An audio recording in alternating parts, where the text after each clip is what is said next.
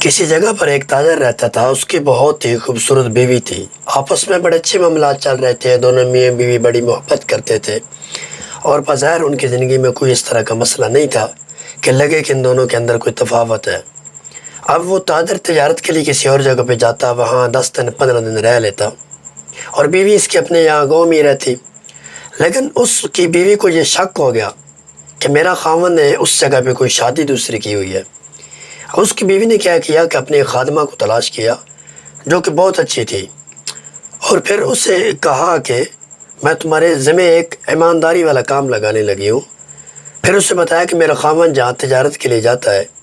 وہاں جا کر معلوم کرو کہ میرے خاوند نے دوسری شادی تو نہیں کی۔ اب وہ جاتی ہے خادمہ، جا کر وہاں جب پتہ کرتی ہے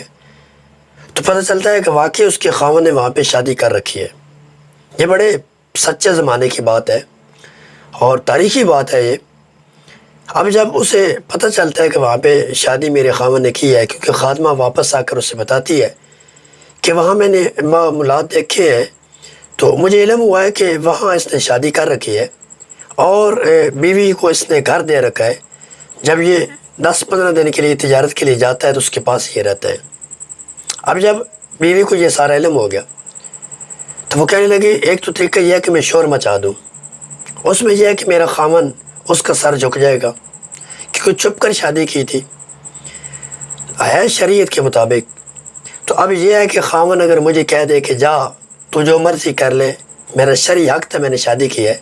تیرے پاس بھی رہوں گا اس کے پاس بھی رہوں گا، تو میں کیا کر سکوں گی؟ یا پھر یہ ہے کہ میں جھگڑا کر کے طلاق لے لوں اور یہ میرے لیے مشکل ہے۔ اب اس نے کہا کہ اس کا ایک ہی حال ہے کہ چلے ٹھیک ہے، اس نے ایک شرعی تقاضا پورا کیا ہے، لہذا مجھے یہ نہیں گوارا کہ دوسری میری سوکن آ جائے، لیکن شرعی اس کا حق ہے، لہذا میں خاموش ہو جاتی ہوں، اس کا پردہ رکھتی ہوں۔ اب اس نے پردہ رکھ دیا، خادموں کو منع کر دیا کسی کو مت بتائے۔ وقت گزرتا گیا، کچھ ٹائم بعد اس کا خاوند فوت ہو گیا۔ اب ساری دولت کیونکہ اسی کے پاس تھی، اس سے شادی کرنے کے بعد نہ تو اس کے نام جائیداد تھی، کچھ بھی نہیں تھا، ضروریات زندگی کے چند ایک چیزیں تھی، باقی ساری پہلی والی بیوی کے پاس جائیداد سب کچھ اس کے پاس تھا۔ اب اس نے کیا کیا، اس نے اس ساری چیزوں کے 2 حصے کر دیے اور 2 حصے کرنے کے بعد اپنی خادمہ کو کہا کہ جاؤ اس دوسری بیوی کو اس کو جا کر دے دو اور اسے بولو کہ یہ کسی اور کو نہیں علم، پہلی بیوی کو علم تھا، تو اس نے یہ سامان کا آدھا حصہ کیا اور تجھے بھیج دیا۔ اب پہلی بیوی کے ذہن میں یہ تھا کہ اب اصولی طور پر شرعاً اس کا حق بنتا ہے آدھی وراثت، اگر میں اس کو نہیں دیتی تو کل قیامت والے دن مجھ سے پوچھ ہوگی، جہاں میں نہیں دیتی تو کتنے دن کھا لوں گی، کتنے دن میں سے نفع اٹھا لوں گا، آخر میں نے مرنا تو ہے، پھر وہاں جا کر میں کیا جواب دوں گی۔ اس خوف کی وجہ سے اس نے آدھا مال خادمہ کے ہاتھوں بھیج دیا۔ اب جب وہ خادمہ مال لے کر جاتی ہے، دوسری بیوی کے پاس پہنچتی ہے، اسے ساری بات بتا دیتی ہے کہ مجھے اس نے بھیجا ہے، پہلے مجھے اس نے بھیجا تھا شادی کے لیے، پھر میں نے دیکھا کہ یہاں پہ شادی کر رکھی ہے، میں نے پھر اسے جا کر بتایا تو پہلی بیوی کہنے لگی یہ اس کا شرعی حق تھا، اس نے کر لیا، تو اب ہم کیا کر سکتے ہیں، لہذا خاموش رہے۔ اب جب خاوند فوت ہو گیا تو اس نے کہا کہ یہ بھی اس کا شرعی حق ہے کہ آدھی جائیداد کی وہ وارث ہے، اس نے یہ سارا سامان آدھا کر کے آپ کے ہاتھ بھیج دیے، اب آپ اسے قبول کر لیں۔ اس نے سامان دیکھا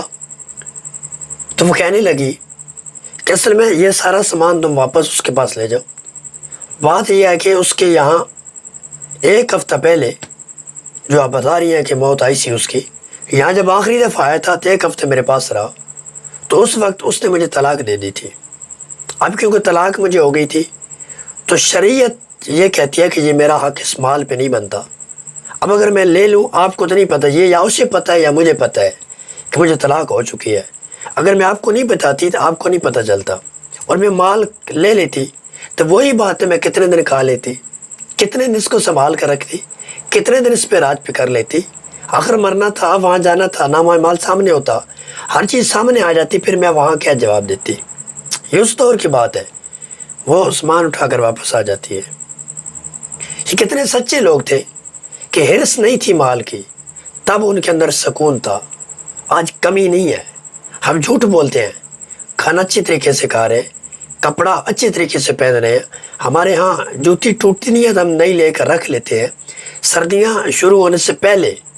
ہم اس کے کپڑے، اس کے لوازمات پورے کرنے کے لیے ساری دولت لگا کر اکٹھا کر لیتے ہیں سب کچھ،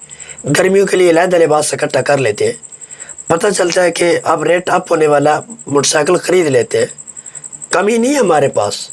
اپنی زندگی پہ نظر دوڑائیں، صبح سے شام تک ساری چیزیں پوری ہو رہی ہیں، کسی چیز کی کمی نہیں ہے، کمی صرف سکون کی ہے۔ اور کیوں کمی ہے؟ اس لیے کہ یہ کردار پیچھے دیکھے دو بیویوں کا، حرام مال پہ ہاتھ صاف نہیں کیا۔ ہم کرتے کیا ہیں کہ ہمیں جہاں سے مال ملتا ہے کہتے ہیں جی آنے دو، یہ ہمارا اپنا ہے۔ اس وجہ سے ہماری زندگی کے اندر سکون نہیں ہے۔ اگر سکون لینا چاہتے ہیں تو ایک ہی طریقہ ہے کہ آؤ در مصطفیٰ پر، جو اسلام کہتے ہیں آنکھیں بند کر کے قبول کر لو۔